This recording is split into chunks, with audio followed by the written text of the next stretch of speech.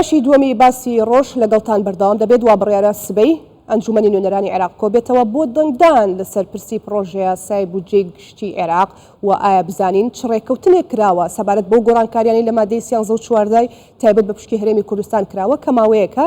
لە لایەنە کوردستانیەکان لەگەڵ لایەنە عێراقیەکان بە تایبەتی چوارچێوەی هەماهەنگی لە کۆبوونەوە گفتوگۆدان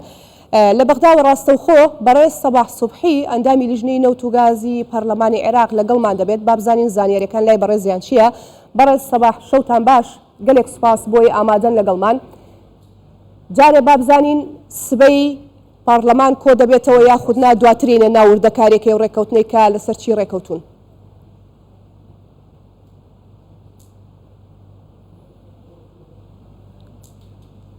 سڵاو ژینۆخان، بەڕاستی ئەم ڕێککەوتنەی کە دەکرێت بڵێن ڕێککەوتنێکی سەرەتاییە بەو دوایانە ئەنجام درا نێوان سەرکردەکانی ئیتاری تەنسیقی و لەگەڵ هاوپەیمانی ئیدارەی دەوڵەت کۆبوونەوە و زۆربەی ئەم بابەتانە باسکرا کە جێگای مشتومڕ بوو، جێگای کێشە و گرفت بوو، بە تایبەت مادەی 13 و 14 پرۆژە یاسای موازنەی ئیتیحادی 2023-24-25. ئێمە باش دەزانینکەوە ئەم بابەتە زۆر هەستیارە لەبەر ئەوەی دوو هۆکاری سەرەکی هەیە. یەک ئەوەیە ئەم موازنەیەکی زەبەلاحە، گەورەترین موازنەیە لە مێژووی عێراقدا. لە دووەم خاڵ هۆکارەکەی ئەوەیە ئەگەر هەر کێشە و گرفتێک هەبێ لەناو ئەو موازنەیە دەگوازرێتەوە بۆ ساڵانی داهاتوو. ئەمە وای کردووەکەوە ئێمە زۆر بەوردی مامەلە لەگەڵ مادەکان بکەین. مادەی 13 و 14 کاری لەسەر کراوە بۆ ئەوەی ئەو فەقەراتانەی کە داخل کرابوو بە شێوازێک لە شێوازەکان ئێستا تا ڕادەیەکی زۆر ئیتیفاقێکی باش هەیە لەسەری، تاکو ئەوەی کە ئێمە بتوانین بە باشترین شێوە دەرچین بۆ ئەو موازنە بۆ بەرژەوەندی گەلی هەرێمی کوردستان، بۆ بەرژەوەندی ڕێککەوتنی کۆتایی کراوە. تا دوێنێش ئێمە گفتوگۆمان لەسەرم باسا کرد بەڕێزان لە بەغداوە ئەیان و لێک تێگەیشتنی باش هەیە، کەواتە ئەم شەو دەبێت گەشت بێتنە ڕێککەوتنێکی کۆتایی. ئایا ئەم ڕێککەوتنە کۆتاییە کراوە و تەواوی مادەکانی 13 و 14 گەڕەنراونەتەوە دۆخی پێشتر؟ ڕێککەوتنی کۆتایی نەکراوە، تاکو ئەم دقەیە گفتوگۆ و مناقەشات بەردەوامە نێوان گشت لایەنە سیاسیەکان، بەڵام ڕێککەوتنی مەبدەئی کراوە. وەکوتم مەبدەئی لەسەر هەڵگرتنی هەندێک وشە، هەڵگرتنی هەندێک فەقەرات کە تەعارۆزی هەیە خودی لەگەڵ دەستوری عێراقی، وەکو ئەوەیە کە بۆ نمونە ئێمە لە مادەی 114 لە دەستوری عێراقی اختصاصاتی مشترەکمان هەیە. ئەو اختصاصاتە مشترەکانە زۆر بەوازەحی دەستنیشان کراوە. باشە ئێمە دەچینە فرۆشتنی 400,000 بەرمیلی نەوت. ئێمە نابێ بە ئوسلوبێک لە ئوسلوبەکان فەقەرەیە قبولکەین لەسەر خۆمان و هەتا لەسەر قانونەکەش کە تەعارض دەکات لەسەر اختصاصاتی مشترەک، یاخود ئەوە تا بەنەوعێک سەیری هەرێمی کوردستان بکرێ کە لایەنەکە کە دەبێ ئەم کارانە بکاوە ئیلتیزاماتێکی بە شێوازێک کە زەحمەت بێ جێبەجێکات. 400,000 بەرمیلی نەوت دەفرۆشرێ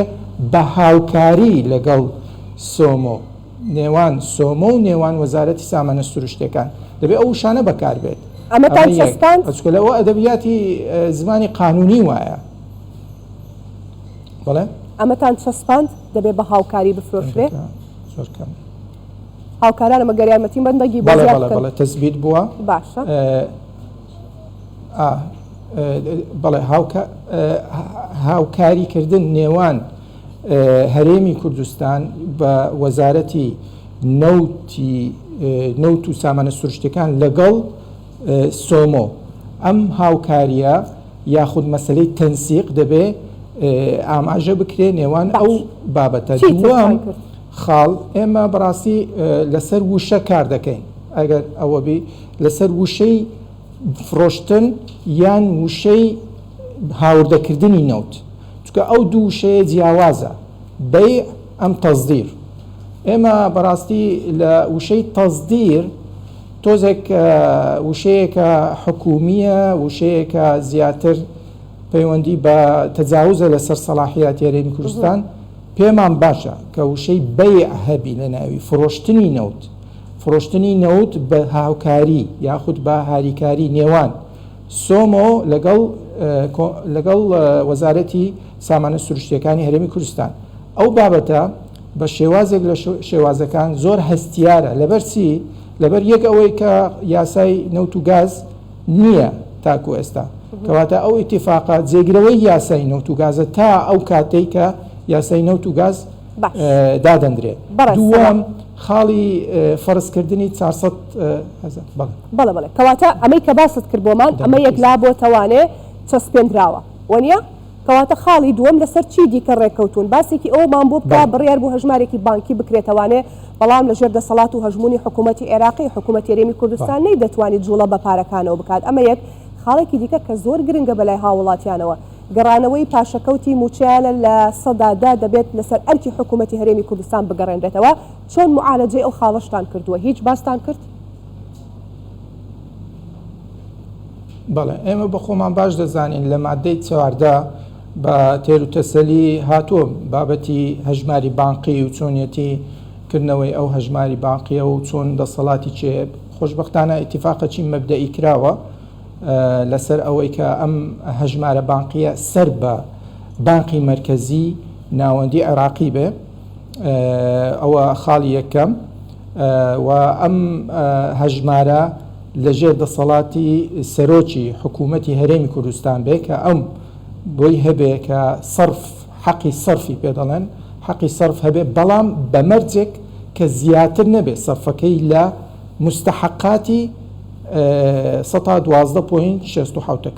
یعنی بەم شێوازە تهدید کرایە کە نابێ لە حەسەی هەرێمی کوردستان زیاتر سەرف بکرێ ئەمە خاڵی یەکەم خاڵی دووەم ئەوەیە کە بابەتی هەژماری بانقی پێشتر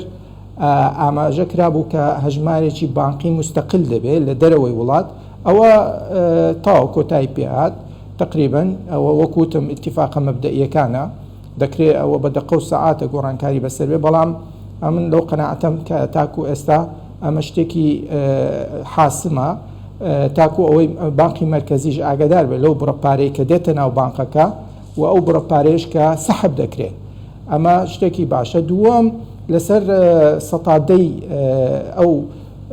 بڵێن ئەو موچانەی کە پاشەکەوت کرابوو ئەمە بەڕاستی بابەتەکە زۆر هەستیارە ئێمە باش دەزانین کە ئەم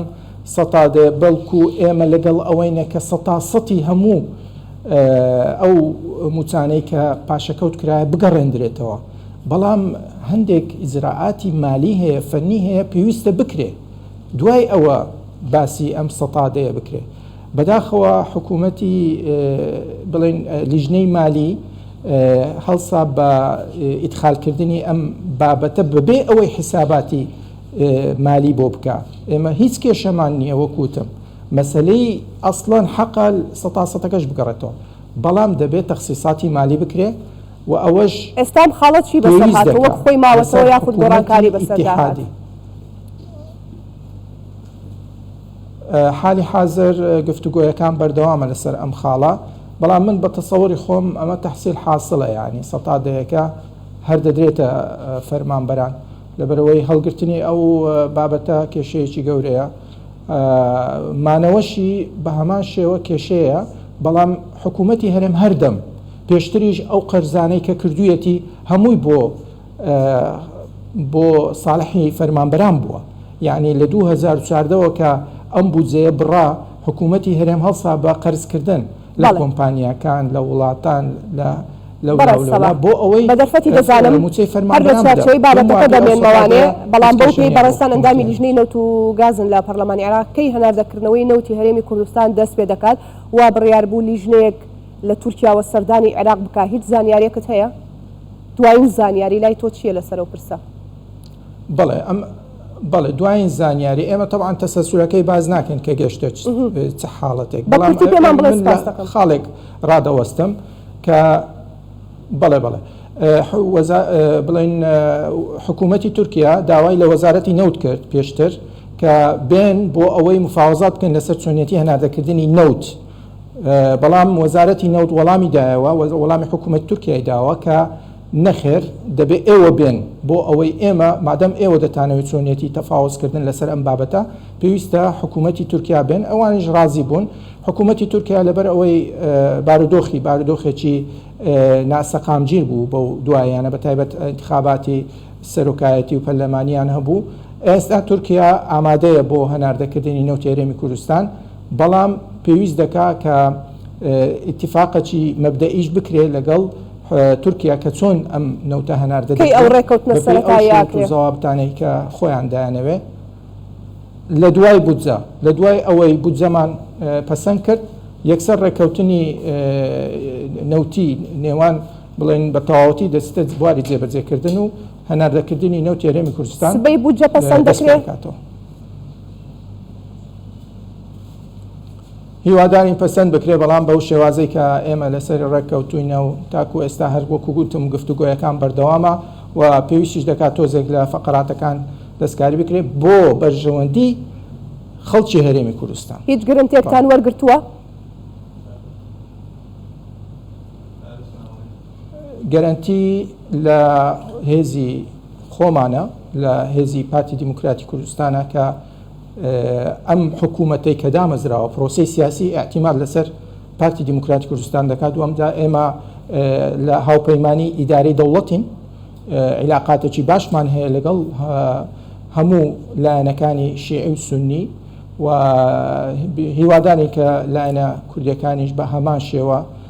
هاوکاری هەموو لایەنەکانی ئیداری دەوڵەتن بۆ ئەوەی یاسایەکی عادلانە دەستخۆش شەفافانە و بتوانین